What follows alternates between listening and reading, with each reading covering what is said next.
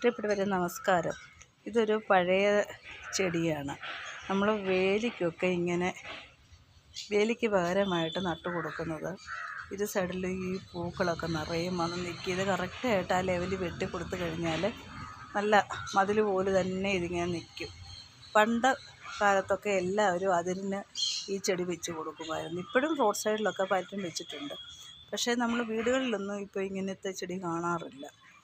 ഞാനിത് കമ്പ് കണ്ടുകൊണ്ട് ഞാൻ ഒടിച്ചു കൊണ്ടൊന്ന് ഇങ്ങനെ പിടിപ്പിച്ചതാണ്. നല്ല ഭംഗിയല്ലേ ഇതിൻ്റെ പൂ കാണാനായിട്ട്. പക്ഷേ എനിക്ക് പൂക്കളുണ്ടായി തുടങ്ങി, നിറയെ മുട്ടുകളൊക്കെ ഉണ്ട്.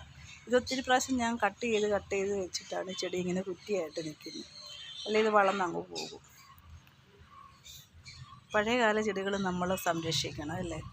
കോളാമ്പിപ്പൂവും ചെത്തികളും പിന്നെ അതുപോലെ തന്നെ രാജമല്ലി, അങ്ങനെയൊക്കെ ഒത്തിരി സൈസ് പഴയകാല ചെടികൾ നിറയെ പൂവുണ്ടാകുന്ന ചെടികളൊക്കെ ഉണ്ട്.